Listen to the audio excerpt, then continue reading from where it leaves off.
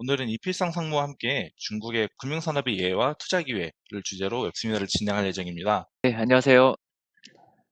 거의 이제 월간에 한 번 정도 뵙게 되는 것 같습니다. 앞으로도 계속 됐으면 하는 바람이 있고요. 오늘은 제가 내용 간단하게 들어가기 전에 다시 한번 좀 주지 말씀 드리고 싶습니다. 저희는 웹세미나를 통해서 몇 가지 달성하고 싶은 목표가 있어요. 산업 관점에서 세상을 보자. 그러니까 저희가 세계 시장, 뭐 아시아 시장도 그렇고 중국 시장도 그렇고 주로 이제 큰 얘기를 많이 하시는데 그러지 말고 산업 단위로 좀 들어가서 조금 더 구체적으로 어떻게 돌아가는지 이해하는 시간을 마련하자. 그게 첫 번째 목표고요. 그리고 그동안 저희가 많은 산업을 다뤘죠. 오늘도 역시 산업 관점에서 특정 산업을 다룰 것입니다. 그리고 가능하면 저희가 산업의 성장성과 기업의 어떤 경쟁력을 좀 전달하고 싶어요. 그거 어떤 것들이 있고 그거를 저희가 미래에셋 자산운용 홍콩법인에서 기업의 경쟁력, 산업의 성장성을 어떻게 분석하고 어떻게 저희 펀드에 반영하고 있는지를 좀 전달을 하고 싶습니다. 네, 이런 목표 의식을 가지고 함께 진행을 했으면 좋겠습니다. 오늘은 앞서 말씀드렸다시피 중국의 금융 산업에 대한 말씀이에요. 근데 보통 이제 중국의 금융을 보시면은 크게 두 가지 관점에서 보세요. 하나는 중국이 부채가 많은 거 아니냐 이런 관점에서 보시고 두 번째는 시장의 유동성 관점에서 보세요. 근데 오늘은 조금 다를 겁니다. 그거보다는 그 산업 그 자체가 어떤 식으로 발전하고 있는지에 대해서 산업 관점에서 주로 보게 될 겁니다. 한번 시작을 해보시죠. 우선은 증권 산업, 그러니까 주식 시장의 어떤 변화, 주식 비즈니스라고 보시면 됩니다. 이게 지금 제가 먼저 시작드리고 싶은 말은 중국의 주식 산업을 볼 때 가장 큰 문제 상황인데 또 가장 많이 간과하는 이슈입니다. 뭐냐면 중국 기업이 해외에 상장되어 있다는 것입니다. 이게 어떻게 보면 가장 큰 문제 상황인데 많이 인식을 못 하세요. 참 재밌게도. 그 우리가 알고 있는 알리바바 있지 않습니까? 알리바바는 2014년인가요? 미국에 상장이 됐어요. 알리바바이라는 굉장히 중국을 대표하는 기업이 왜 중국이 아니라 혹은 홍콩이 아니라 미국에 상장됐을까? 혹은 JD, 징동닷컴도 잘 아시죠? 그리고 뭐 네디즈라든지 바이두라든지 교육업체들, 뭐 TL이라든지 이런 기업들이 다 미국에 상장돼 있습니다. 도대체 왜 그런 걸까? 몇 가지 배경이 있죠. 첫 번째는 중국의 성장 기업들이 나오면서 처음에 자금 조달을 주로 외국계 자본한테 많이 했었어요. 대표적인 게 알리바바입니다. 여기 보시면은 알리바바가 상장 당시에 주주 오너십을 보여주는 것인데 잭마라든지 혹은 뭐 조셉 차이라든지 이런 그 파운딩 멤버들의 비중이 얼마 안 되고요. 잘 알죠. 그 손정희 씨가 운영하는 소프트뱅크, 또 야후 이런 애들이 해외 지분이 50% 이상인 것입니다. 얘네들이 원하는 것은 해외에 상장을 함으로써 자기 자본을 회수하기 쉽게 만드는 것이 되겠죠. 그게 이제 첫 번째 이유고요. 그러니까 중국이란 나라가 성장할 때 필요한 자본을 해외에서 끌어왔기 때문에 마찬가지로 상장을 할 때 중국 본토 시장이 아니라 해외 시장, 특히 미국 시장에 했다는 것. 그게 이제 첫 번째 이유가일 것이고요. 사실 그보다는 더 중요한 게 있어요.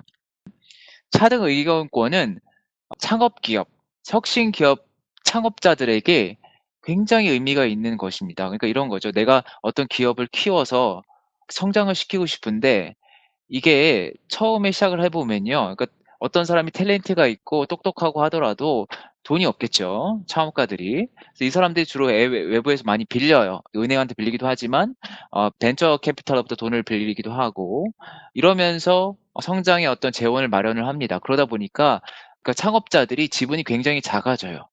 그러면 어떻게 되냐? 나중에 자기가 기업의 의사결정을 할 수 없는 상황까지 몰리게 됩니다. 이거를 창업자들이 제일 싫어해요. 그래서 창업자들이 원하는 거 얘기를 들어보면은 나한테 차등 의결권을 부여했으면 좋겠다. 이게 무슨 말이냐면 지분이 얼마 안 된다고 하더라도 실제로 회사의 주권, 그러니까 의사결정을 할 때 주주총회에서 의사결정을 할 때 나한테 더 많은 권한을 5배, 10배 되는 권한을 부여했으면 좋겠다라는 겁니다. 근데 이거를 도입한 나라가 미국밖에 없는 것이죠. 그러니까 배경은 좀 복잡합니다. 이게 이런 게 쉽지 않아요. 그러니까 주주 평등권에 어긋나는 것이기 때문에 이거를 쉽게 채택하는 것 자체가 어려워요. 하지만 미국은 좀 달랐습니다.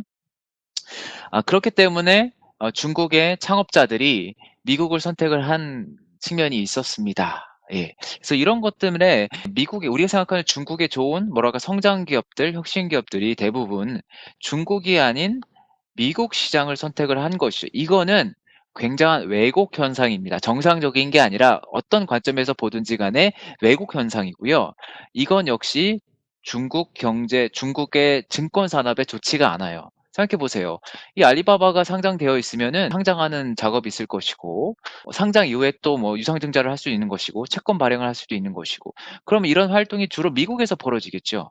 미국의 증권 산업이 더 많은 기회를 가져가는 것이죠. 그러니까 중국의 증권 산업 관점에서는 절대 좋은 모습이 아닌 것입니다. 이걸 해결해야 되는데 해결이 되어 가고 있는 것 같아요. 놀랍게도 이게 큰 변화예요. 제가 볼 때는 굉장히 큰 변화인데 또 한편으로 간과되는 변화이죠.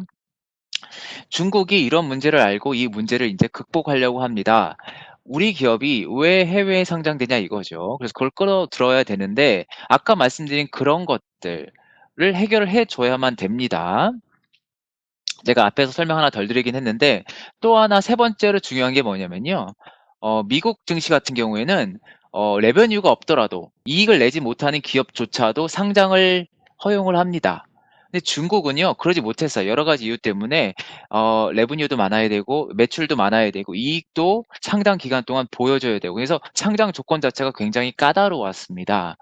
이거를 벤처들이 그다음 신흥 기업들이 새로운 모델을 갖고 있는 기업들이 충족을 해줄 수가 없겠죠. 그래서 미국으로 갔던 건데 중국이 이제 그거를 해결을 해 주려고 한 거예요. 그게 바로 대표적으로 커청판이라고 보이는 커창반이죠.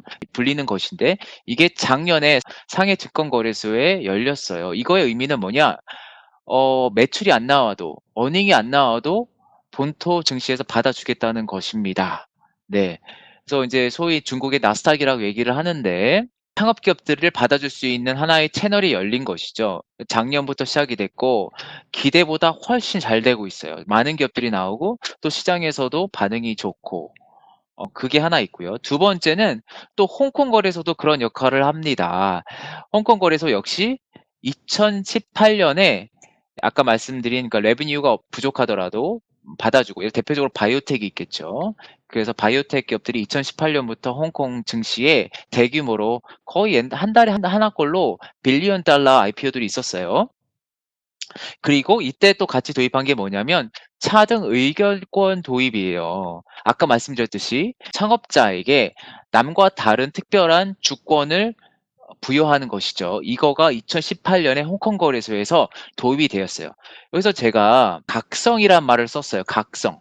각성이 뭐냐면 알리바바가 2014년에 상장할 때 홍콩 거래소로 갈지 아니면 미국 거래소로 갈지 논란이 많았습니다. 근데 결국은 미국으로 갔어요. 왜냐하면 파운딩 그룹이 그 회사에 대한 권한을 놓고 싶지 않았던 것이죠. 근데 미국은 제공을 했었던 거고 홍콩은 이걸 제공하지 않았던 것이죠. 그래서 알리바바가 넘어갔었던 겁니다. 근데 이거를 홍콩 거래소 홍콩에 있는 금융권에서는 논의가 많았죠. 어떻게 이런 걸 놓치냐 우리가. 이런 걸 앞으로 다시 반복하면 안 된다. 이런 것들의 논의가 되면서 각성을 하고 드디어 2018년에 차등 의결권을 도입을 한 것입니다. 그랬는데 어떻게 보면은 그 준비를 잘해 놓은 것이죠. 미국의 트럼프가 이 패권을 강화를 하면서 미국에 상장돼 있는 중국 기업들을 폐장시키려는 움직임이 있죠. 그래서 중국 기업들이 미국을 벗어나서 본국으로 돌아와야 될 상황이 발생을 했습니다. 근데 딱 보니까 홍콩 거래소가 준비가 되어 있는 것이죠. 홍콩에 오더라도 차등 의결권이 인정이 되고요. 이익이 안 나도 인정해 주는 것이고. 그래서 홍콩에 2019년부터 대규모로 제2차 상장이 진행이 됩니다. 그러니까 미국에 상장돼 있던 기업인데 홍콩에 상장된 대표적인 게 바로 알리바바죠. 그다음에 JD도 있고 네리지도 있고 앞으로 더 많아요. 아마 미국에 상장된 대부분의 기업들이 홍콩으로 오게 될 것입니다. 그래서 지금 뭔가 근본적으로 왜곡이 되어 있는 중국의 주식 산업이 정상화가 되고 있는 거예요. 자국의 기업들이 해외가 아니란 중국 본토 혹은 홍콩으로 넘어오는 것.